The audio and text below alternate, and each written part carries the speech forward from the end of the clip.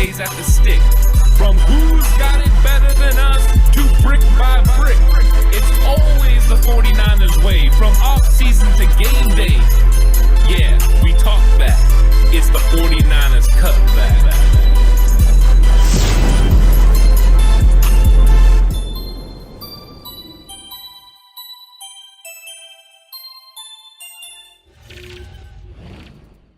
It's 49ers Cutback Podcast time. Welcome to the show. A live recap of the 49ers versus Packers game.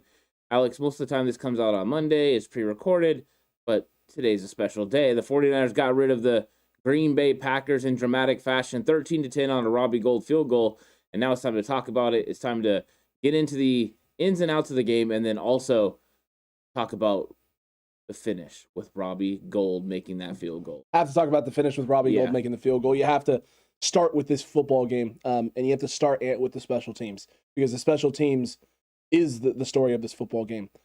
Every single point you put up on the board is thanks to special teams, whether it's Deebo Samuel returning kicks, whether it's Mitch Wishnowsky putting Green Bay in bad field positions with his punts, giving the 49ers defense a chance to really shut him down and lock him down, and then either your field goal block team coming out in a big way and making a big play, or your punt block team making a big play. And specifically, Jordan Willis in both of those situations, chopping the arms so that Jimmy Ward can split to go make the block on the field goal, and then also Jordan Willis just pushing through and bum rushing through. But now that we've gotten the thanks for that out of the way, we'll get to those plays and dive into those in a little bit more detail. Let's start with the game itself. Green Bay gets the ball, opening drive, marches right down the football field, and punches it in the end zone with an A.J. Dillon a touchdown run and basically at the 1 yard line. Davante Adams and Aaron Rodgers carve up the offense on that first drive. Aaron Jones is falling forward for 4 or 5 yards a carry, even though he's getting touched at the line of scrimmage or a yard behind the past line of scrimmage. Did you get week 3 vibes off that first drive? Yeah, I think so. I think everyone did. It was kind of one of those things where Green Bay came out and they were firing on all cylinders, and when it came to third down, he was, Aaron Rodgers was getting the ball to Davante Adams. He was making sure that, he was going to secure first downs, and he did that in a big way in this game, but mainly in the first drive. I mean, the first drive was about as nervous as you can make a team, I think.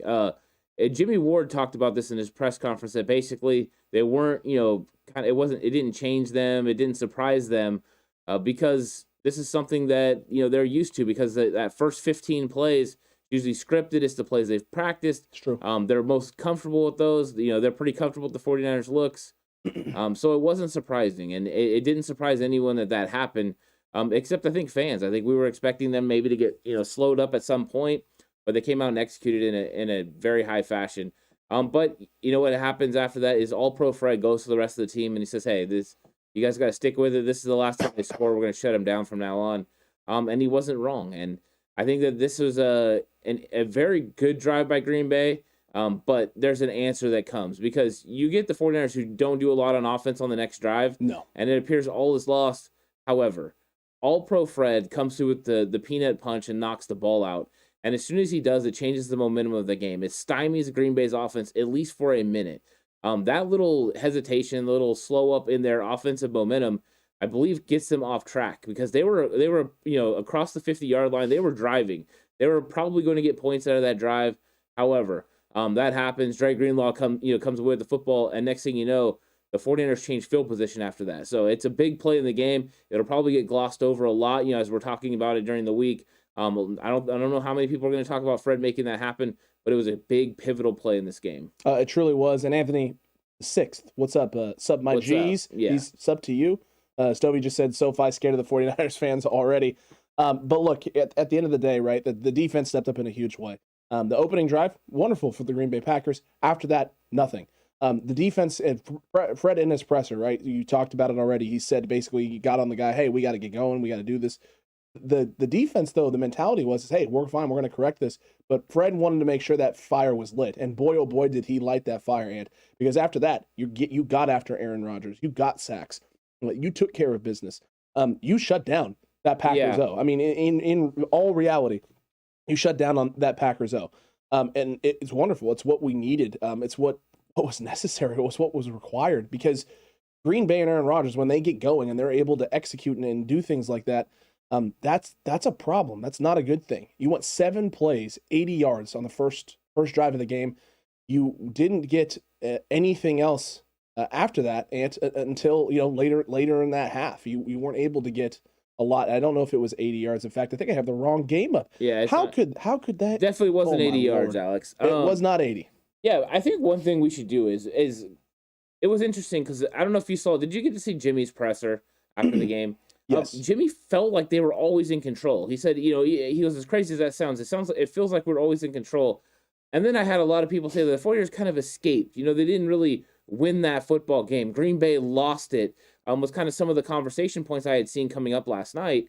But I wanted to kind of go over the stats because actually these teams matched up really well even in the stats department. Yep. Here you have total yards. You have the 49ers with 212. And you have Green Bay with 263, which means that's bold that the Green Bay Packers are going to get under 275 yards. Accurate. Becomes accurate. Passing yards, Niners with 106. That's not glowing. But Green Bay has 196. Yep. I believe I said Aaron Rodgers would have 195 yards to passing. You did. Pretty close. Rushing yards, the 49ers get 106. So they get over 100 yards. Green Bay gets 67. 67. And what did we say, right? I said if the Niners can keep them under 80 yards rushing. Yeah. In this football game, Green Bay, when they don't get over that 80-yard mark, close to that 100-yard mark range, they've lost almost every game this season when that has occurred. Niners keep them under 70, and you get a big W. Yeah, I said 50 to 55, or 55 to 60, I True. believe is what I said. So we're spot on that. And then you got the first downs. Niners 12, Green Bay 14. Super close. Third down efficiency, 4 of 11 for the Niners, 5 of 12 for Green Bay. Both what they did during the year, right around 40%. Correct. Green Bay at 41%. Total plays, Niners 52, Green Bay at 54. Sacks allowed, Niners 4, Green Bay 5.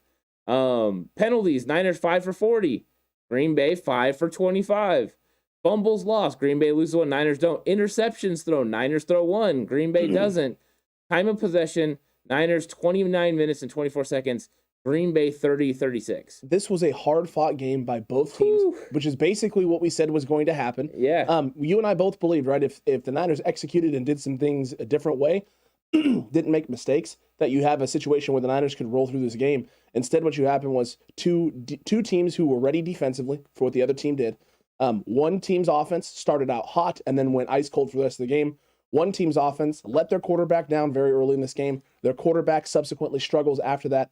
But Jimmy Garoppolo in the fourth quarter of that football game throws for 95 yards, completes 83% of his passes, and has a QBR of 95 in the fourth quarter. It's not about necessarily always playing the best football for 4 quarters. Sometimes in games like these where your defense is playing well, special teams keeps you in the game, gives you opportunities. If you're the quarterback of the San Francisco 49ers and you have a great team around you, you just need to play great when it counts. We have seen this all year from Jimmy Garoppolo, despite the numerous mistakes, despite the sometimes baffling decision-making, taking chances at times where it just doesn't feel like you need to take them. For whatever reason, in the clutch, Jimmy Garoppolo steps up and elevates his game. He didn't play a great football game. 106 passing yards is not a number that anyone should be looking at going, oh my God, it's absolutely incredible. It's atrocious. But can we also point out the fact that Jimmy was 11 of 19. He threw 8 incomplete passes. Okay. Aaron Rodgers went 20 of 29, threw 9 incomplete passes. Aaron Rodgers' QBR was a 19 for the football game. Jimmy's QBR was an 11. Neither quarterback played outstandingly great. The opening drive was 10 plays, 69 yards for the Green Bay Packers, and then after that, there was a whole lot of nothing other than one 70-yard busted coverage to Aaron Jones, which doesn't end up actually killing the 49ers. Yeah, I mean, Aaron didn't throw. He threw for 90 more yards than Jimmy. I mean, when it comes down to it, the elements definitely played a part in it. And 100%. Aaron Rodgers struggled at times as well. But this is one of those games where literally the 90 yards that Aaron Rodgers has over Jimmy Garoppolo is Devontae Adams. Devontae Adams is a special talent. He can make a lot of big plays. That's right. 9 for 90 is impressive for him, but still a lot better than what you saw in week 3. How much was that with the elements? How much was that with the 49ers defensive game plan? I don't know, but he was slowed up at least a little bit, and that's what they needed to do. I think this game was, one of those ones that literally was going to come down to somebody making a play, and it was the 49ers special teams that was the one making the plays, whether that was Jimmy Ward blocking a field goal or Jordan Willis, blocking the punt, and Hufanga, subsequently getting it and returning it for a touchdown. Those were huge plays in the game, and the special teams is the tipping point. All three phases have to work together, and in this case, the 49ers special teams is the reason the 49ers win the game. I don't know. Did you get to hear Bosa either? Bosa talking about Jordan Willis? Yes. Bosa called Jordan Willis kind of strange and kind of weird. Anytime Bosa says that, I kind of take notice because Bosa's kind of a quiet guy, kind of an interesting guy. Bosa's kind of weird. Yeah, and so he said that about Jordan Willis, and then I saw the Jordan Willis speech after the game, after he gets the game ball, and I'm like, yeah, he's kind of weird. And I kind of, and you know what? I kind of like it. I mean, I do. I like that. There seems like a bunch of personalities that are that way on this team. Bosa is kind of socially awkward. It feels like it looks like Jordan Willis is a little bit socially awkward. Debo gives me the social awkward vibes as well whenever he talks, and we all know that there's a little something just different about Mike McDaniels. You got a bunch of this. I love Mike McDaniels too, but I mean, you got a bunch of these types of personalities. They don't feel like type A personality type people. They feel like type B, but when you see them on the field, the way that they're playing, executing, they're definitely type A. No, they're type F. Football. They're football guys, and that's what it's about. The love of football, and that's really what it comes down to. Is because like Robbie, did you hear Robbie Gould tell? He just straight said, "I'm not playing football to play football. I'm playing football to win a championship and go to the Hall of Fame." Like that's what he's trying to do. And he goes, "I got a long ways to go, but I'm going to try to get there." You got to win a championship. Too. Yeah, you got to win a champion. No, that's what he said. You got to win a championship. And he's got to keep doing what he's doing, right? Which is being perfect in the playoffs. Yeah, he's been clutch right now, and so that's big. Matt Callaway, great comment here, probably had 90 yards worth of drops as well for Jimmy Garoppolo. There's a good chance. There's a good chance that Jimmy Garoppolo's throw to George Kittle would have made up those not 90 yards, but it would have made up like 50 or 60 yards. That should be a touchdown. It changes a lot. I don't remember exactly where they were. I think they were near like the 47, 48. BA's drop was big as well. Put the Niners in a bad spot in 3rd and long. Juwan on the next play after that with the big drop as well would have converted the first down, kept that drive going. I mean, early in this football game, things didn't go Jimmy Garoppolo's way. And when he's dialed in like that, the team has to, the receiving core has to be able to capitalize on those things when he's playing that efficiently and getting the ball out and putting the ball in space to the right guys. You think they were adjusting to how hard the football was? 100%, dude. Yeah. 100%. Yeah. It was the cold. It was 100% the cold. And look, I've seen a lot of Packers fans talking about Devontae Adams and how Aaron only went to Devontae. He only trusted Devontae. Aaron talked about that in his presser post-game and basically said, early in the football game, Devontae was the only guy open. Felt like Devontae was the only guy open. He goes, so at some point, he got to a point in his head mentally where on big plays, he was looking for Devontae first. Yeah, why wouldn't you? As a fan, I'm not going to be like, oh, how come Joe was looking for Jerry? Like, no, you want him to look for his guy. You want him to go to that guy. I have a belief that there's probably wasn't that many guys open. And we know Aaron Rodgers has a really good chemistry with Randall Cobb, but he tried to go to Randall Cobb later in the game. And K1 Williams put his foot in the ground and absolutely jumped all over that pass. I thought he had a pick for the second straight week. It was a similar type look as well in a similar spot as Dak Prescott's interception. They had 2 opportunities to pick off Aaron Rodgers last night. I mean, as much as people want to bash Jimmy for the couple of number one, the pick, which I believe is a miscommunication between him and George Kittle. Yeah, I don't think they're going to come out and talk about that. Ultimately, a bad decision. Yeah. Ultimately, yeah. That right. That's the only thing that matters. At the end of the day, it ends up being a bad decision. You don't want that. He has the other 2 that he floats out there on the sideline that should have been picked that weren't. Aaron had two horrible throws as well. Are we going to say should have been picked? No. I've been thinking about this overnight because last night we were talking about that. Fair. If they get their hands on the ball, then should have been picked. But when they don't even get their grimy hands on the football, like I don't know if you can call it grimy. Well, I mean, Green Bay. And I like that. What is it? Megan here said, "Are you guys concerned that Niners had great field placement?" She's talking about field position. And weren't able to score points yesterday. I think people are underselling the weather. I think people are underselling the weather, how cold that game was. Yes, the Packers went out down the field and scored on the opening drive. But they didn't do anything after that. They didn't have success moving the football other than one busted play and busted coverage down the football field. The Niners struggled all game and put together drives when you needed to. When you have games like this, it's just hard to move the football. It's hard to catch. It's hard to run routes. It's hard to get your footing. It's hard to hold and sustain your blocks like you typically would do.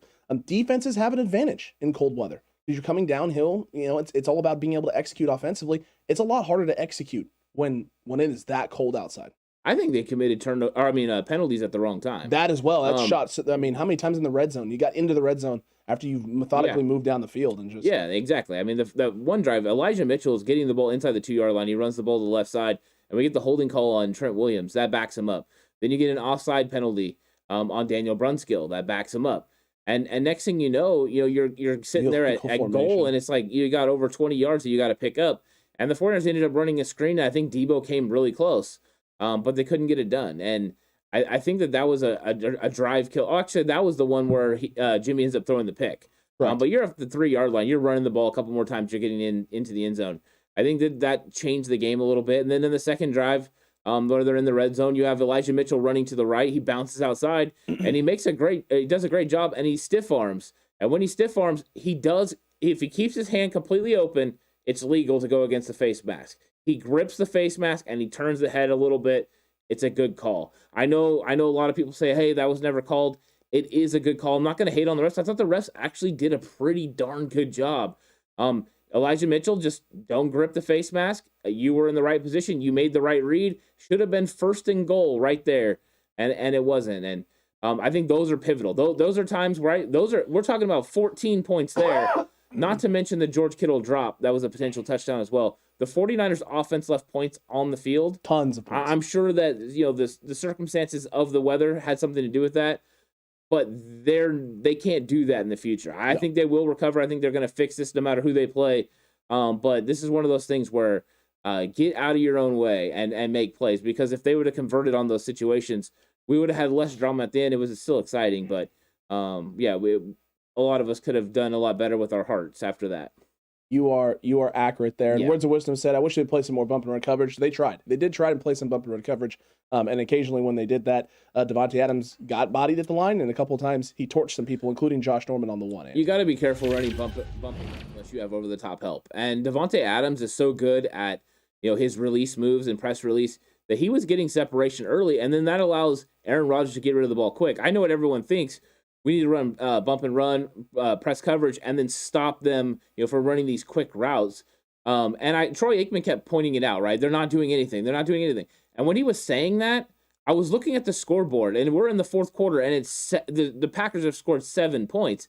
If it's not broke, don't fix it. If they're not converting on points, it doesn't matter. Just keep doing what you're doing. Eventually, they're going to make a mistake. You rally in front of the sticks to make a tackle and get off the field. Yep. And that's what the Niners were doing. We could be on that, but let's be honest. We don't want Dante Johnson press coverage. Even if he has safety help, we just don't want that. It's not something he does really well. Emmanuel Mosley can get away with it if he wanted, but Eman seemed content with playing off, rallying, making tackles, and that hit. I know we said we weren't going to do hurt business, but that hit that he had on Davante Adams should absolutely put Emmanuel Mosley, Emmanuel Mosley in the hit business. In the hit business, or the hurt business, as we call it. Matter of fact, just for that, let's hit the graphic at least.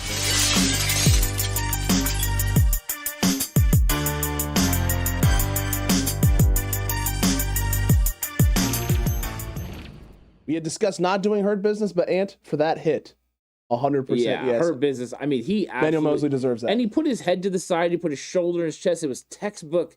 It was well executed. Definitely nice. Extremely well executed, Ant. But let's get into our defensive key matchup, since the defense in a big way stepped up in a huge way. And look, we'll start with me here. We'll start with my defensive key matchup and what happened here with this game. It was all about stopping Aaron. Both Aarons, both Aaron Jones and Aaron Rodgers, and the Niners front seven needing to be the ones to accomplish it. And listen, Aaron Jones had himself a nice receiving day, I guess, if you want to say, Ant. What was it? 9 receptions for 129 yards. Now, granted, 75 of that 129 is one play on busted coverage. He was targeted 10 times. That means he had 8 catches. 8 catches for 50 yards outside of that. That's a lot of checkdowns. That's a lot of underneath stuff. Not a big impact there. But in the rushing department, and this is the part where I wanted, was the big focus for me with Aaron Jones.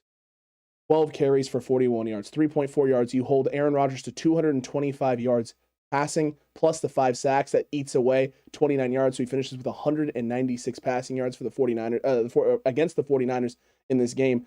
I can confidently say that this was a win in this situation for my key matchup. 100% was a win.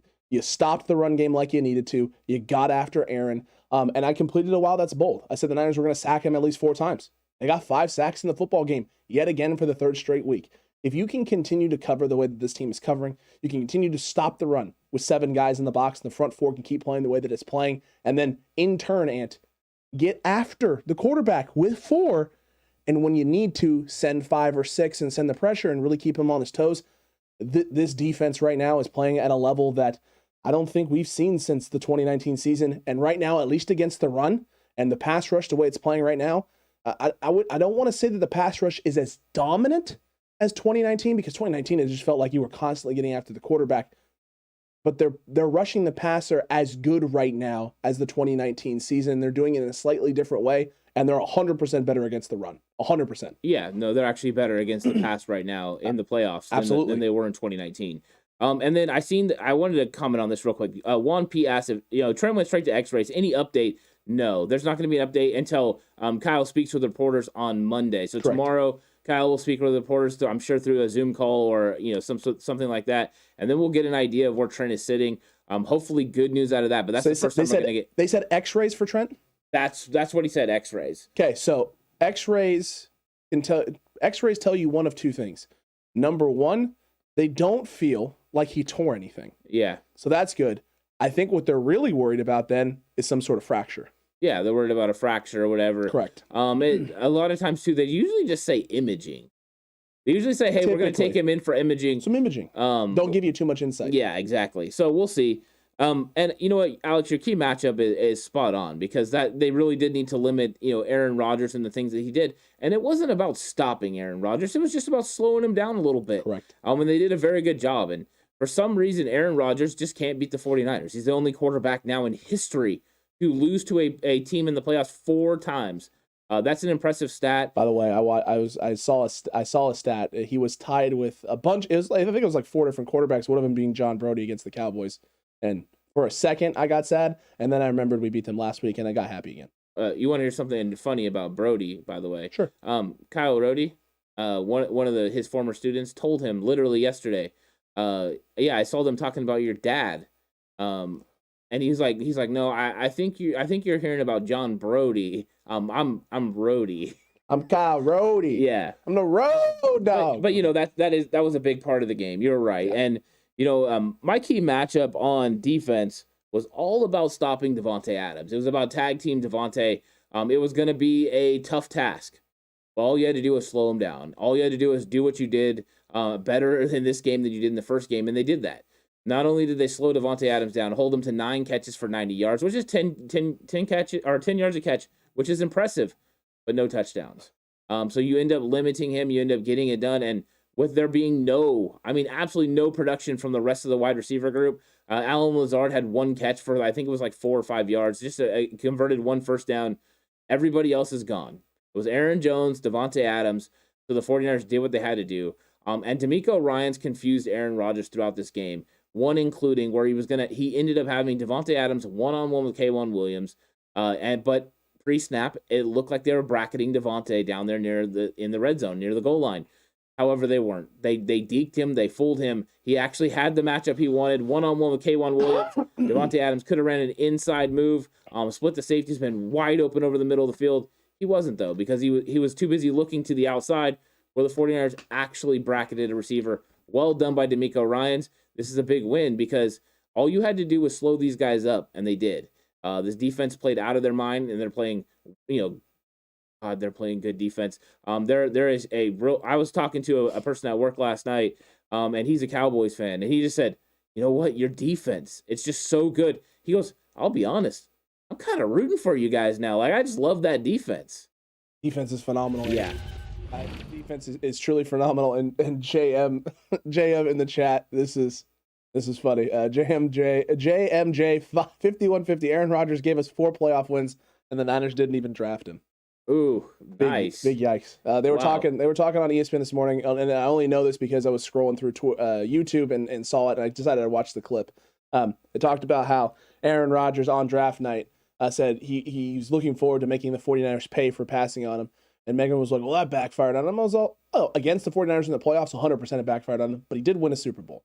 He did win a Super Bowl during that time, during that stretch, and the Niners haven't won a Super Bowl during that time in that stretch. It's like it's definitely not a push because Aaron got himself a Super Bowl, but he never got over the San Francisco 49ers in the playoffs in Green Bay. That never happened. I think it's wearing on him. I really do. I think it's wearing on him that he can't beat the 49ers. And this was a year he said it was one of those years that he felt was one of the best years. And it's kind of grinding his gears because he just can't be the Niners. And and right now the Niners in the playoffs too. Kyle Shanahan hasn't lost to LaFleur in the playoffs. No, he has so that's not. going to start wearing on him. Sean McVay hasn't been able to beat Kyle Shanahan. Did you see LaFleur's presser last night? No. I feel for him. You could see it on his face. You just said it's wearing on him. It 100% is. Every question that got asked, he put on himself. He literally blamed himself. I didn't put our guys in the best position. I obviously didn't do enough preparation throughout the week. I obviously didn't put our guys in better spots. That's on me. There are no excuses. My guys fought. We had a chance. We should have won this football game. At the end of the day, it falls at my feet, and I have to do better. I watched that presser and was like, well, that's a guy who's taking ownership, which is good because it's going to endear him to the locker room. But there's a lot of problems coming up for Green Bay, and they got a lot of things happening. $44 million over the cap going into next year? Rodgers has a bloated contract. Aaron Jones has a bloated contract. Bakhtiari, you're paying a lot of money to. Zadarius Smith, you're paying a lot of money to. And that doesn't include Devontae Adams being a free agent, Alan Lazard, Robert Tonyan, A.J. Dillon going into a contract year. All of the 1 year guys defensively that you signed this year that you have to try and re-sign. They are literally caught between a rock and a hard place in terms of the future and what you're going to do. Yeah, I think so. And that's good news for the 49ers because the Niners are moving in the right direction. They were moving in the right direction once the second half started. The first half was, kind of marred at the end of that half. The only thing that helped us was the momentum that was stirred up by Jimmy Ward blocking that field goal. That field goal stop, and it starts with a Nick Bosa sack. I'm going to be honest. Accurate. Nick Bosa hits, he gets a sack on Aaron Rodgers, and his helmet hits the ball. A new style helmet, it looked like, by the way. And the ball flies up in the air. We don't come up with it, but at least it's a momentum stopper. And they're not coming away with a touchdown and all that. And then Jimmy Ward makes a great play, and Jimmy Ward gives all the respect and tells everyone exactly what happened. They basically called this. So this was going to happen. This is an opportunity he was going to have in this game. And he went on and executed. So good ups to Richie Hightower and that special teams unit for making sure they put their guys in an opportunity to be successful. But that switches the thing. And then I think that the opening kickoff of the second half, when Debo establishes the attitude with the big return, gets across midfield, runs over King, and then it's just like, okay, here we go. We can get some points. We're going to get points. We're going to make something happen, and the 49ers did. It's true. I think we all wanted a touchdown, and I think a touchdown changes the momentum of the game even further. Unfortunately, mistakes near the goal line, near the red zone, yet again, put you in a bad spot. The only difference was this time around, Jimmy doesn't make a mistake. They don't make a costly error. They just get themselves their 3 points. And then you put the onus on your defense. Hey, you've been this team so far for a half. Keep being that team the rest of the way. Defense answered the call, and special teams answered the call. My bad. Good morning, everybody. I'm awake now. And look, at the end of the day, you got a big W. That's really what you're trying to accomplish. And, I know it wasn't as pretty as everyone wanted it to be. I know everyone was hoping for a better game. But I am seeing a lot of positive from 49ers fans all over the place, whether it's YouTube, Twitter, Facebook, Instagram. A lot of people grading this game out as an A performance for the 49ers. Listen, I don't feel like it was an A performance, but it doesn't matter. It doesn't matter if it's an A performance, B performance, C performance. You won. You won a football game, and you didn't necessarily play your cleanest game on one side of the ball. You did play great on two sides of the football. So now the question is, can those two keep playing at the level that you need? And I think you and I both believe defensively, 100%, yes, this team can keep doing what they're doing. Special teams needs to build on this performance and keep it going. And the offense just needs to course correct the little things. Not making mistakes in the red zone, not turning the ball over in the red zone, not having stupid penalties that set you back, and not dropping passes. You clean those areas up, and those are all fixable mistakes. None of those are none of those can't be fixed. Right? They're all fixable. You fix those mistakes, this becomes a very hard team to beat here the last 2 games of the season. Yeah, I think that they're going to be a team that's going to be difficult to beat, of course.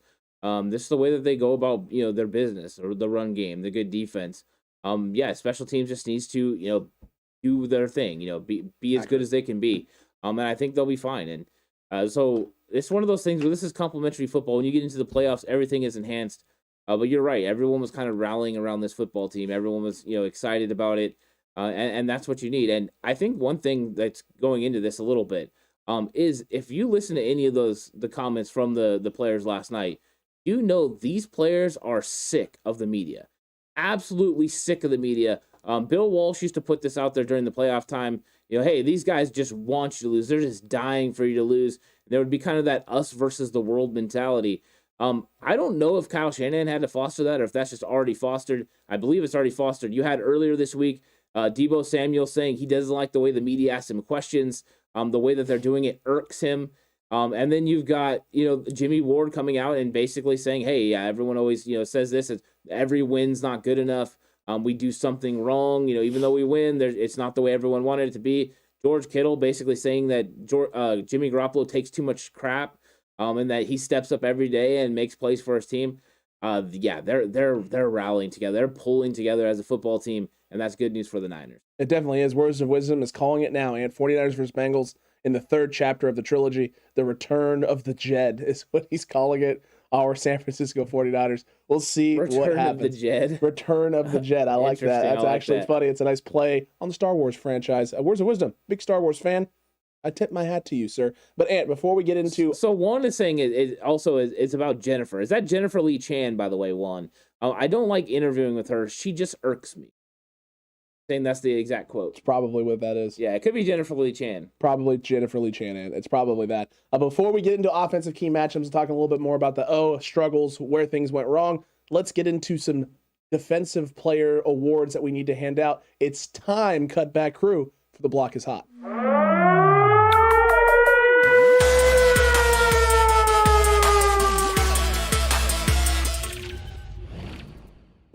Yeah, Block is Hot, defensive player of the game. We're going to give out some game balls. And Alex, I'm going to go first on this one. You do it. Defensive game ball, I'm giving it to All-Pro Fred. He gets over a 94 PFF grade, and he has the peanut punch that knocks out the ball that I believe changes the momentum for the Packers and changes the way the Packers offense operates for the rest of the game. I think it was one of those pivotal plays that'll probably never go noticed until we get to something where they're covering the season. They're going back over it. Huge play by him. Him playing with also an ankle injury. The guy has a sprained ankle, a lower ankle sprain, of course, but he's playing through it. Dynamic. All-Pro Fred deserves that game ball. He does, man. He definitely does on the defensive side of the football. Big plays, stepping up, being the leader that this team needs, and really getting this team to elevate. They all elevated when they needed to. Jimmy Ward steps up. Jordan Willis guts through a high ankle sprain and makes two key plays on special teams. One, a chop to free up Jimmy Ward so he can come through, and good on Richie Hightower for noticing it and then them going out and executing it.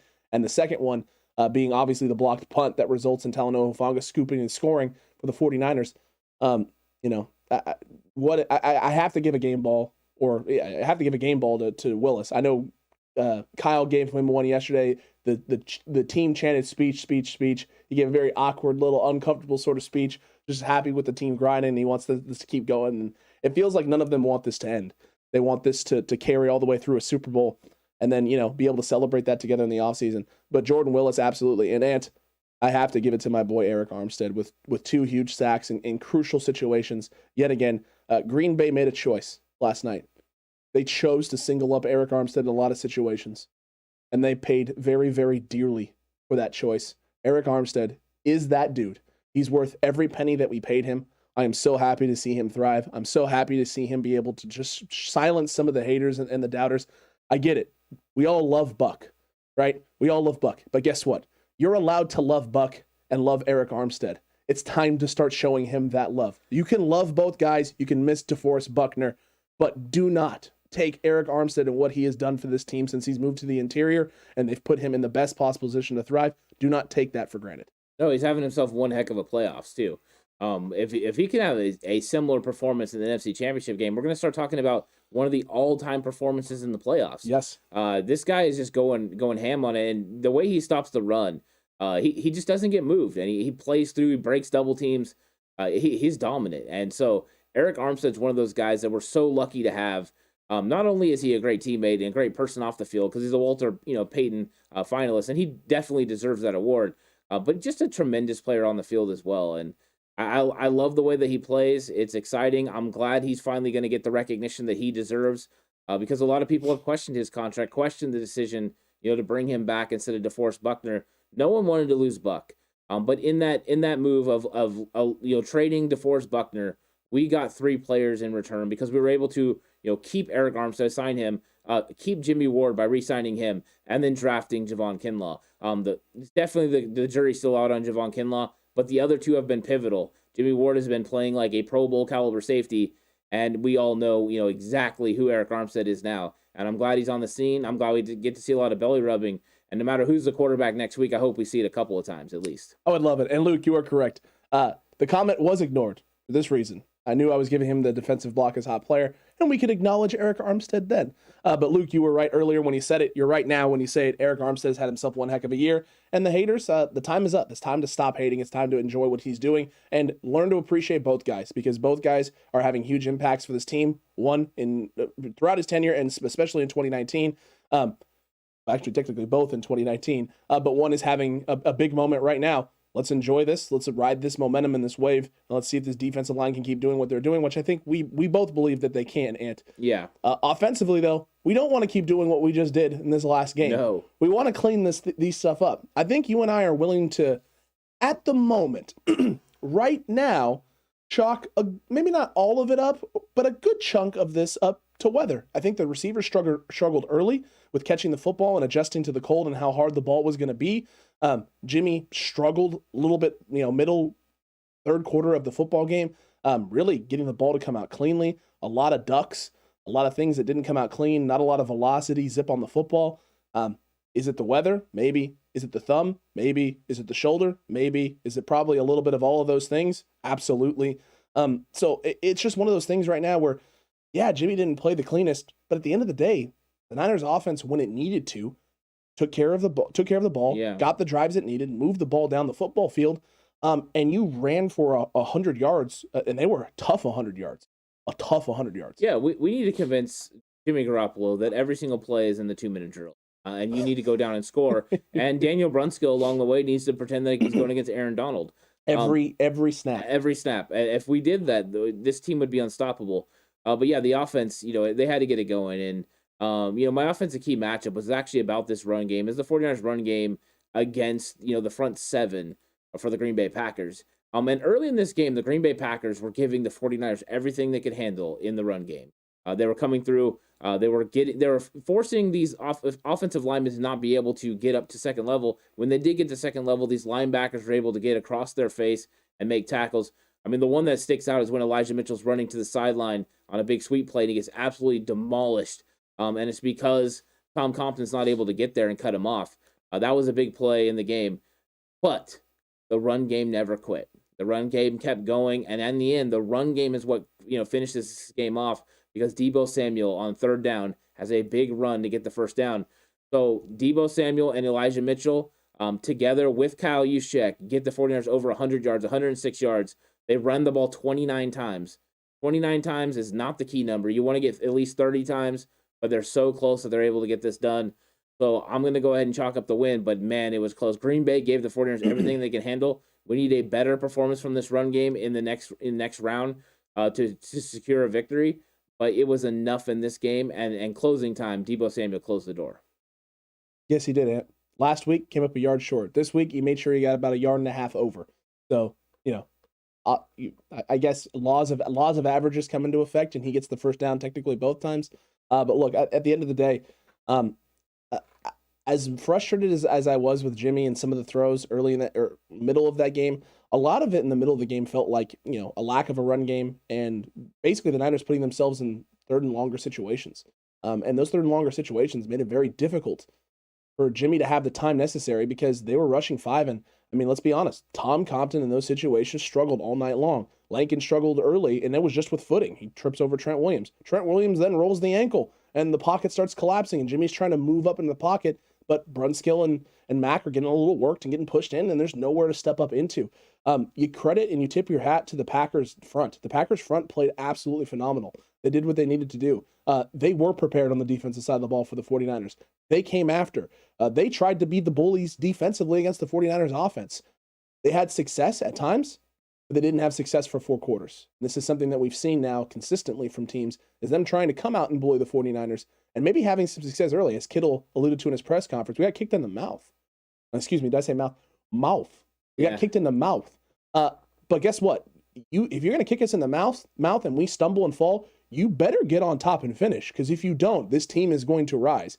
And my buddy, who's a Packers fan, actually, our newest subscriber, Alan Miller down there. He's not a Packers fan. He's a Vikings fan. Excuse me, Alan.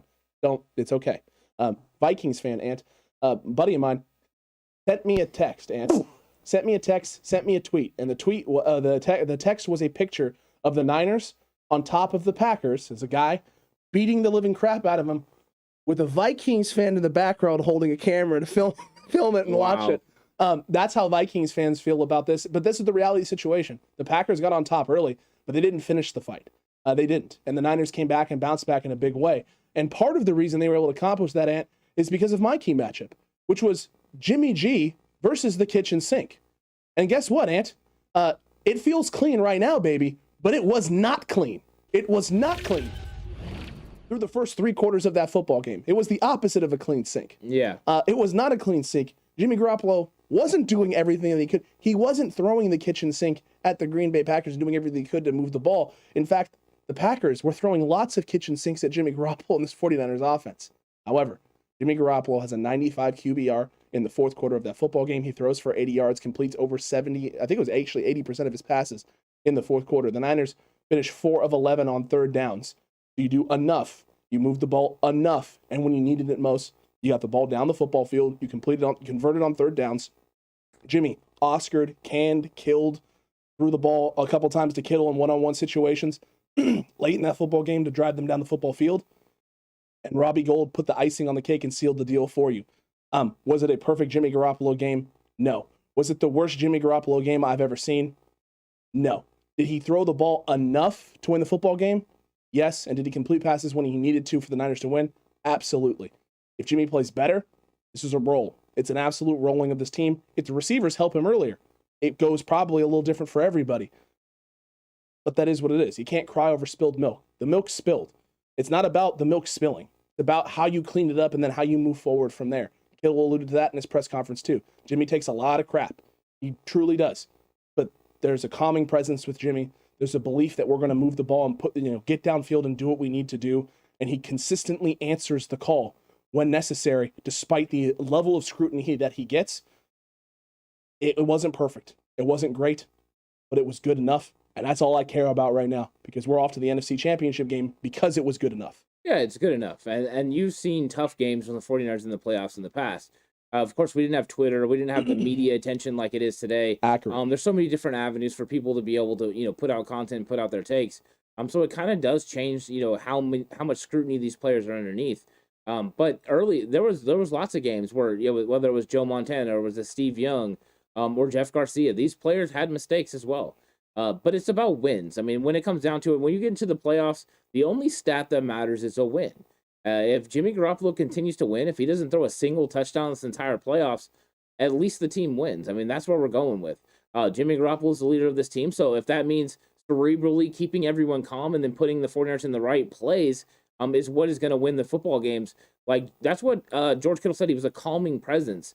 That can also be something that you need on a football team. So if Jimmy's that guy, and I said that, he looked cool as a cucumber coming down the stretch in that game. He looked like he was confident they were about to march down and score. There was no stress in Jimmy's face at all. Completely different from the Week 3 game at home. Oh, yeah. You and I both were watching that game. I came over at half. We're talking a little bit, and you said, is it just me, or does it look like Jimmy is stressed? Like he looks stressed out. And I was like, you're right. He does. He looks stressed. At no point did he look stressed. And Tommy says that pick was ridiculous. I still don't know how I feel about it. I want to watch that All-22 film again. I would love to hear George and Jimmy talk about it, but they're just not going to. Kittle was supposed to work. Jimmy thought Kittle was going to work back towards the football. 100%. They teach every receiver to work back towards the football. It didn't have to be a touchdown. George was supposed to do that. George believed Jimmy was going to throw the ball over the top, and he was going to catch the ball near the sideline. He thought they just had a different thought process on what was going on. Jimmy made the throw that he thought was going to happen. You've seen George is working forward and then flattens out. He completely flattens out. George thought touchdown, tie ball game. Right here, right now, let's go, baby. And Jimmy thought, we just had a big penalty. We just got pushed back. let's get this thing down to the 1, and then this run game will punch it in. Yeah, and let's give a shout out to Words of Wisdom. He wants his 4-month-old son, Michael David. Shout out to Michael David. Oh, man. He started handling the football. He got him. Yeah. Started running things around. That's him in my profile pic. Awesome. Shout out to Michael David. And Words of Wisdom as well. Oh, yeah. Michael David and Words of Wisdom. And I wonder if him and Lil Debo Jr. will end up playing professional football, because, as we know, Debo thinks his son's already a first-round pick because he's already holding his bottle all by his lonesome at like 2 weeks old. Yeah, and Tommy Huxley said, throw the ball away, live to fight another day. Tommy, when he released that ball, I thought he was throwing it away. I honestly did. I thought it was a throwaway. I thought it was a throwaway until it got picked. So, but I couldn't see what Jimmy could see. Once I saw the play and he got out there was a clear avenue, but I guarantee you, he thought George Kittle was working back towards the football. Every receiver there coached that. Work back towards the football. Work back towards the football. It's just I don't know. I mean, dude, Mike, that was my. I mean, I don't even. That's not true. I want to give credit to my receiver coaches from that, but it was always be an athlete kid. That's all. That's all I was told, was to be an athlete. Yeah. But that was just kind of instilled with me from a very early age. When play breaks down and you're in a scramble drill, if you start moving in direction, if you know there's people coming across and a ball's floating in the air, go get it. Don't wait for it. Yeah, I think there's a miscommunication there. Those two are going to get it, and they're never going to throw each other under the bus. So they're just going to work through it. They'll have some communication on their own, and they'll get it done. The good news is, in the grand scheme of things, it's irrelevant at this point. The 49ers won the football game. So luckily, this is one of those situations where it's a terrible interception. No matter whose fault it is, it's a terrible interception. It's a terrible interception because you had a chance to put points on the board regardless, and you didn't. You had to walk away with at least 3, and they didn't. Thank God that Jimmy Ward and Nick Bosa did what they did and stymied the Green Bay Packers drive. Because Kyle Shanahan was being. Let's give Kyle Shanahan some credit. I know he doesn't get credit for being aggressive. With 44 seconds left, he calls a timeout. Green Bay's ready to go in up 7-0. Mm-hmm. And he goes, not so fast, my friends. Better do something. You better do something, because we're going to get the ball in good field position. We're walking away with a field goal. I thought that even though it didn't work out the way that they wanted, I liked that aggressiveness from Kyle Shanahan. I like it too. It was like, hey, we've got ourselves a team. We need to go out there. I understand what this situation means. So that was kind of a pivotal point in the game as well. Very true. And Words of Wisdom with a $10 super chat. Words of Wisdom. Thank you, my guy. Thank you very much, Words of Wisdom. We appreciate it. He would not let go of that football, he said. So, hey. That's awesome. That's good stuff right there. He's teaching them all the points of contact. Ball security matters. Coach Collins would be proud. High and tight. Hey, Coach Collins would be proud, my guy. 40 freaking Niner Insider says, # special teams matter. 100% it does. Yeah. 100% it does. It was actually funny. Apparently, Pat McAfee went to sleep early last night. I woke up this morning and saw all the things that unfolded in the fourth quarter and said, man, a lot of positive for the brand things and a lot of negative for the brand things. You're 100% accurate. A lot of negative, but it was really mostly just negative for the Packers and a lot of positive for the 49ers. Did you see them already trying to coin it as the block? Why? I don't know. I mean, can we get past that? I mean, I really enjoyed it, but do we have to have? I mean, we have the catch 1 now. We have the catch 2. If you watch the Madden sim, we have the catch 4. I know some people call it the catch 3. You call it the grab. I call it the grab. To me, it's not. It doesn't. I don't think the Terrell Owens one or the one to Vernon, because the Niners don't win the Super Bowl. They don't win the Super Bowl. I don't think those need to garner that sort of attention. I think they were great plays in 49ers history, great moments. I don't know if they should be the catch 1 the catch 2 and the catch 3. Correct. Words of Wisdom says, what do you guys think of employing some trick plays? Trey Kittle and Debo in the same backfield. It's not going to happen right now. They're not going to put Trey on the field right now unless Jimmy Garoppolo can't go. It's just not going to happen, or barring a situation where you need a yard and it's 4th and ridiculously short and you feel a package or a couple set of plays with Trey Lance is the best option to, you could take advantage of something and is the best option for the Niners to pick up the yard for a first down or put the ball into the end zone on a 3rd and goal or 4th and goal sort of situation. The Niners have run trick plays. I mean, we've seen that consistently from Kyle Shanahan. He's got a plethora of them in the playbook. You can go back to 2019 against the Saints. You had the Emmanuel Sanders to Raheem Mostert, reverse into the throw downfield. You had the Kyle Juszczyk speed option, which was still one of my all-time favorite trick plays. To this year, you have the Deebo Samuel against the Rams, throw and catch on the outside sweep to Juwan Jennings. There are trick plays there. I don't know how many of them are going to involve Trey at this point in time. No, I don't think so. I mean, like I said, you might get one if they make it to the Super Bowl. You might get 1 or 2 in the Super Bowl. Maybe. You have 2 weeks to prepare. It gives you a little bit extra time. You could run him at key situations and spots. You see some special stuff in those games. But I think in the NFC Championship game, I don't think so. I think they're going to just run it straight up. You might get some reverses, and stuff like that. But, another thing, Alex, that's been pretty evident over the last few weeks is how good Deebo Samuel is running the screen. The little smoke screen and stuff has been dynamic with him catching the football. He finds the right avenue and lane to go through. And then when he does, he makes them pay for it. To me, that has been another area where Deebo Samuel's excelled. And that's really going to help this 49ers, pass blocking because you can get the ball out there real quick. They don't have to worry about holding up in those situations. So that's something I've been watching too, in the trend of the fact that not only is it greatly blocked, but the way he runs after the ball gets in his hands is it's phenomenal. The vision is absolutely phenomenal. The 49er insider says who would you rather see in the NFC Championship game? He's asking Stream Elements, but that's basically us. And last night there was a poll in the reaction show, and the TCC 350 plus votes, and went with the Bucks. It wasn't 350 for the Bucks, but it was 53%. I think is what it ends up being for the Tampa Bay Buccaneers is what everyone's feeling.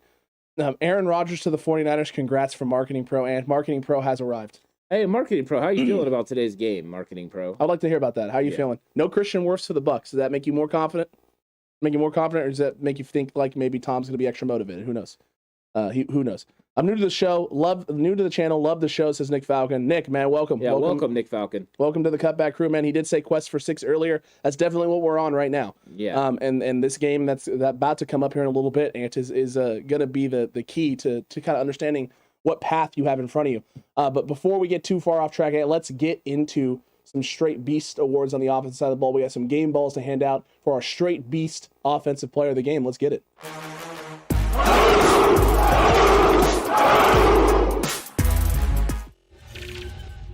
Straight beast time, and straight beast time. And I'm going to start this thing off because you're going to give a straight beast award to a person who not only deserves it, literally, he is the straight beast. And when you told me who you were picking, I was like, okay, yeah, it has to. I could just sit here and agree with you, or I can give some credit and some love to Trent Williams. And I think I need to, because Trent Williams played with an ankle sprain. We don't know the severity of it. We don't know how serious the damage is to that ankle, but it didn't happen late in the fourth. It happened in the third quarter. He gutted it out the whole way. He kept being banged up, played phenomenally down the stretch, did the things he needed to do, was able to protect Jimmy, didn't give up a lot of sacks, had a couple. I don't know if I like that holding call they called on Trent Williams there on the interior, because the guy kind of took himself out of the play. It's a holding call. It's a hold. I agree with you that it's a hold. The guy took himself out of the play. It's a hold. Regardless of that. It's a hold. Okay, it's a hold. Regardless of that, Trent Williams played absolutely phenomenal yet again, whether it was as a fullback at the left tackle spot. No matter what we needed him to do, he came out and did it. And despite being banged up with the ankle, with the elbow, he's not 100%. Nobody's 100%. But Trent Williams not at 100% is still better than pretty much everyone else in the league. Yeah, Trent Williams is a beast. You're right. He's a straight beast, but yeah, that was a hold. He should have changed his body positioning. If he gets his body a little bit farther, up the field on the guy's shoulder, he's not able to spin out like that and get the holding call. It's not at the point of attack. They're not going to call that. True. But it was right there. And unfortunately, it's a holding call that moves the 49ers back. But my straight beast is Deebo Samuel, because when it comes down to it, closing time, he gets the ball on the run and he finishes the game. He puts him right in position for Robbie Gould to be able to kick that field goal. That's what you do, right? You put your ball, the ball in the hands of your best player at the time when you really need him to get it done, and Deebo did it. And Deebo's a closer. Deebo's a beast. He's fundamentally changing the way that other teams are looking at the wide receiver position. He's creating his own position, and this is something I don't know if we'll ever see again. I don't know if there's another player like him out there. He's a unicorn for sure. So I'm excited about what Deebo's going to do, and let's see what he does in the NFC Championship game. I'm ready for an encore. Deebo from Nick Falcon, you were correct. Yeah, Clown Man, okay, it'll hold. Clown Man, you're learning. The game is cold with Ant. I win. And most of the time, he wins. If you've been around this channel now for a good couple of years, or at least season 1 and season 2, because we haven't even officially been on YouTube for 2 years, Ant. But if you've been around since last season, the 2020 season, Ant is very good at just picking things, knowing things, predicting things. It's been like this for as long as I've known you, man. Literally as long as I've known you. As long as I've coached with you, been around you. listen to you predict things and talk about things.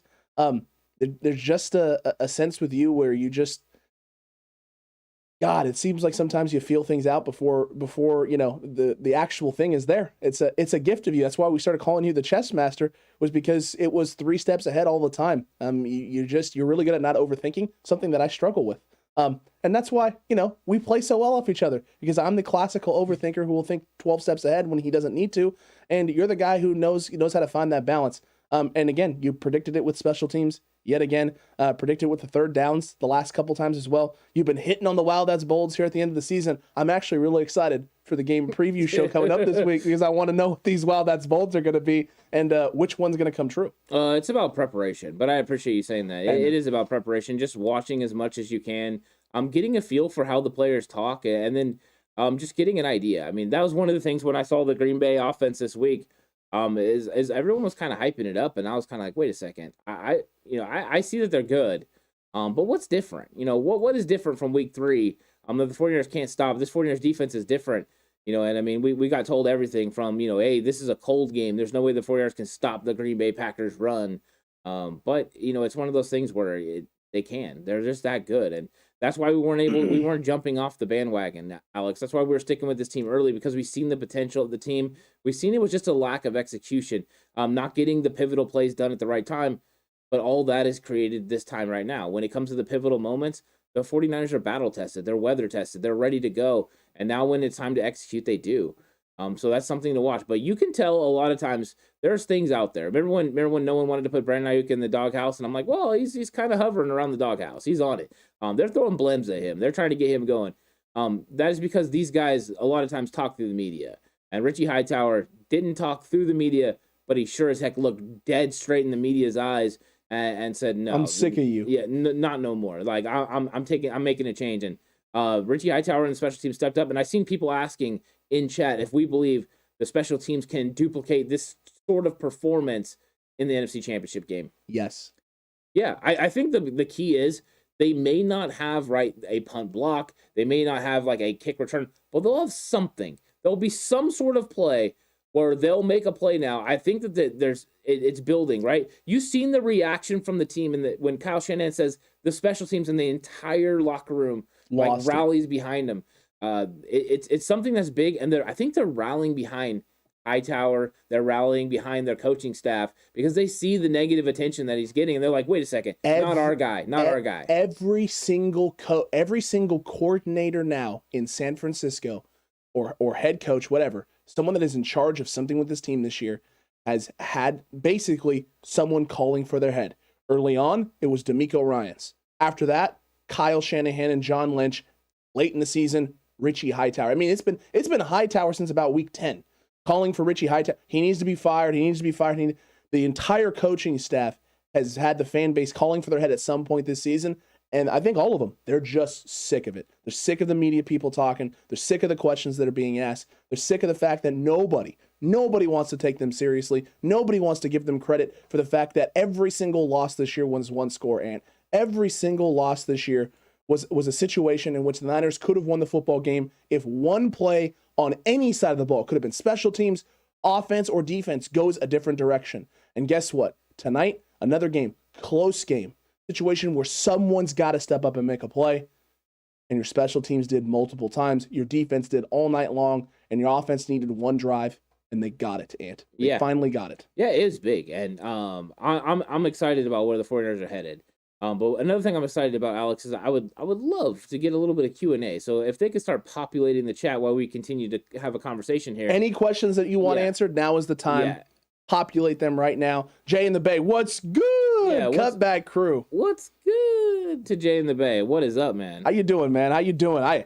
Jay, I know you are excited for what's good this week for the NFC Championship game, but how excited are you? We talked a little bit after episode last week. We got done recording.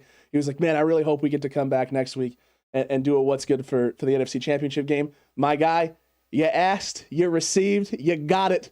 I'll see you on Thursday for that recording, my boy. It's going to be fun. It's going to be fun, Jay. It is going to be a lot of fun. I'm excited about all the content that's going to be coming out this week.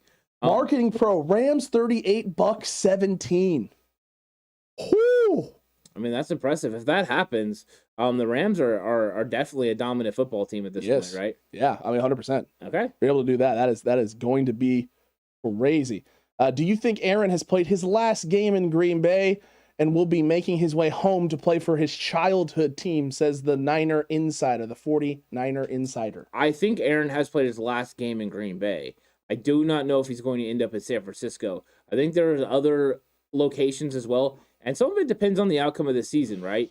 If Jimmy Garoppolo wins the Super Bowl, you're probably going to get Jimmy back with his team. If Jimmy doesn't win the Super Bowl, there could be an opening, and then the decision from Kyle Shanahan is, hey, do we want the NFL MVP to come play quarterback, or is Trey Lance ready to roll? He can make that decision. They still are going to have a Super Bowl caliber football team. That's what that comes down to. But Aaron, I think he wants to play for the 49ers, but I think he would also play for the Raiders. I think so. I think they're also. I think that's the only other team, right? I know he wants to be on the coast. He wants to be closer to this side, but I think your only two possibilities are San Francisco and the Raiders. That's not the chart. It may not be a possibility if San Francisco, you're right. The Super Bowl. Yeah, that's true. It may not be. It may not be. It truly may not be at all. And Bomber asks, is Trent gonna be okay? Don't have the answer to that. Yeah, I don't know. Nobody. I don't think anyone has the answer to that. I think the good news is I watched the press conference, or not the press, the post game, and Kyle Shanahan in the locker room. Trent's standing up. That's at least a good sign. Yeah. I mean, I know the adrenaline's going and all that, and I'm hoping that we're going to get good news out of this, but there's just no way to know. We don't get to see the imagery. We don't know what's going on in that room. I'm hoping that it's something good, though. And Rob, welcome to the TCC. Yeah, welcome, Rob. Welcome, my guy. Juan P, do you think these 3 straight weeks of physical football can hurt us next week? Yes, 100% it can. 100% it can, Juan. The question is who are you playing? And how banged up are they? And what's going on? Because no team right now is 100%. No team is. No, and the thing is, Alex, you have to get through one game, and then you get 2 weeks off. Accurate. And your body can heal in time for the Super Bowl. You go all in, all out, everything you got in this NFC Championship game. So, yes, you've been battle-tested. You've been beaten, but you're not broken. And until you're broken, you go out there and you get it done, and I think they can. 100% agree with you there, my guy. And 49ers, George, 365 with the $20 super chat. And Ant, the incredible picture there of Ray Wersching for the profile pic. I know, I still love it. It's one of my favorites. Great. Yeah. That was one for the agents. Instant 49ers classic. 3 weeks in a row of thrilling football through all the self-inflicted adversity this season. Quarterback controversy and criticism. I appreciate your work, guys. Thank you. George, thank you. Yeah, and thank you so much, George. We really appreciate it. And what a great comment, by the way. Well done. The Ray Wersching thing is still one of my favorites. That's wonderful. But you're right. Epic weeks of football. I mean, the 49ers have played some really good football. I think as fans, we can just appreciate what they've done down the stretch. Week 18 until now. I mean, just it's been phenomenal. I've been excited about this football team. They've been playing at a high level. And I'm just glad we get to continue to have football. If you would have told me, and a lot of people, I think, hey, we're gonna play into January, I think everyone would have been happy with it and be like, yeah, we're gonna play deep into January. Well done. I'm not gonna lie. I've been making my schedule all month. I scheduled early. I've scheduled this all the way out to the Super Bowl. I've been preparing for the 49ers to get there. I've been scheduling everything around these football games.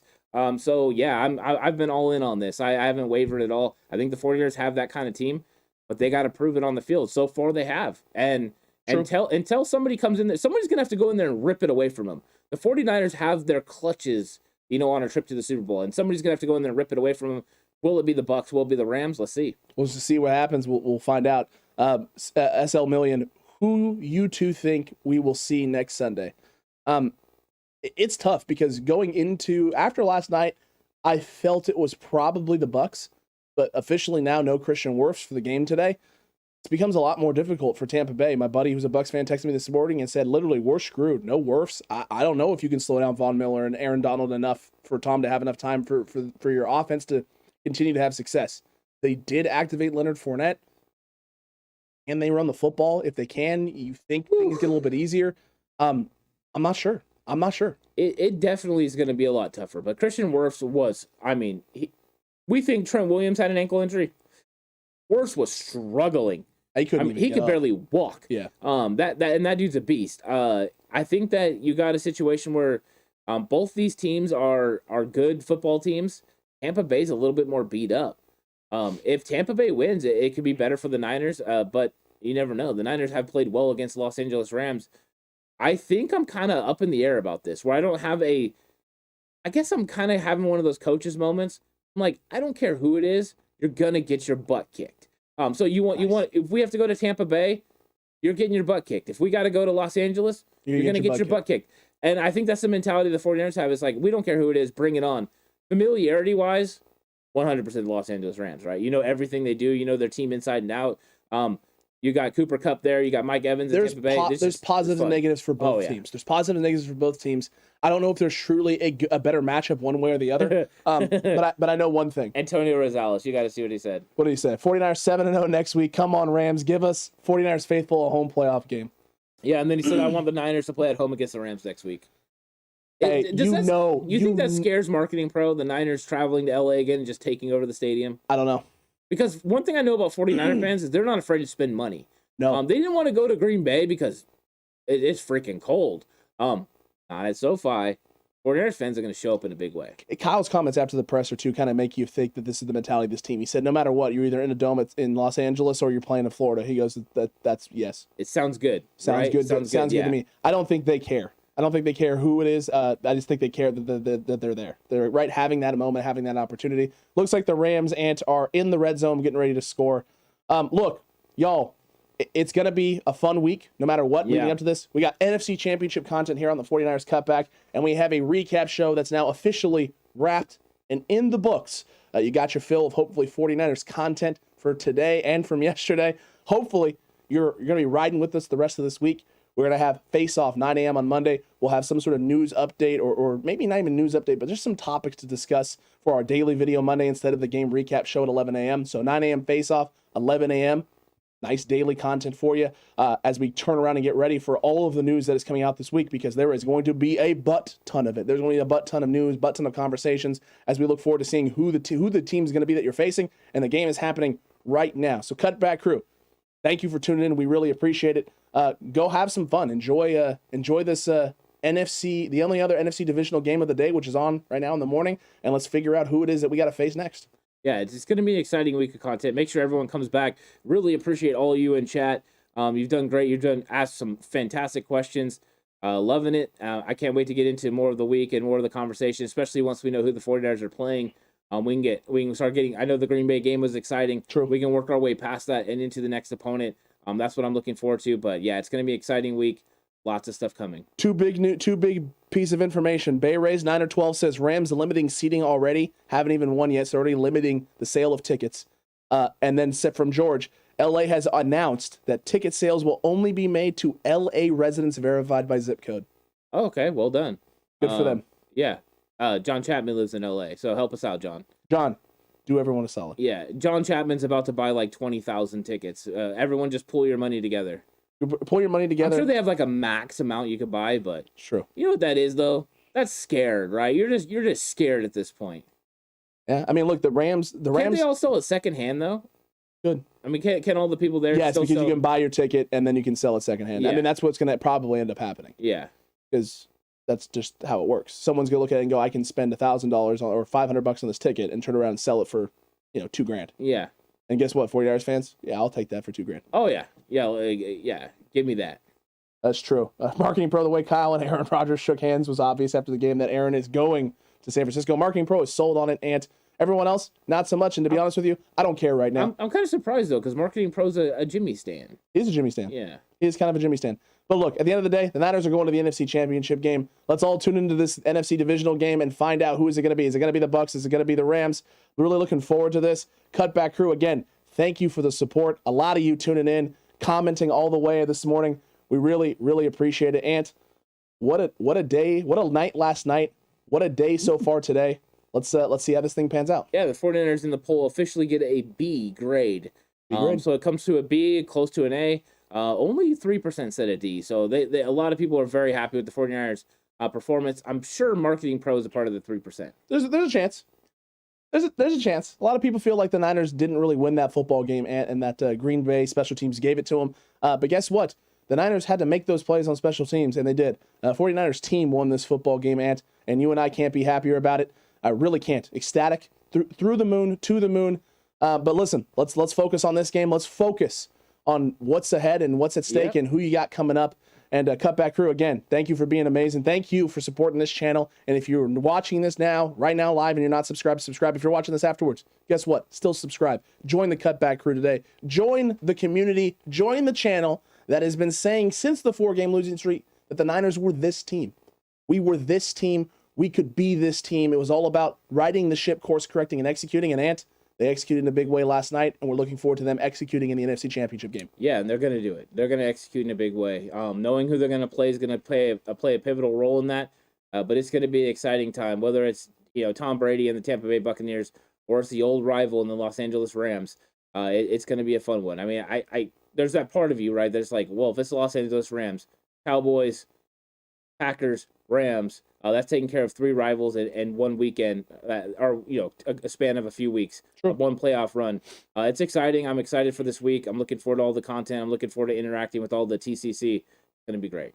TCC, we love y'all. We'll catch you tomorrow morning, 9 a.m. for 49ers Face-Off. And until that time, stay safe. And remember, the right way is always the 49ers way.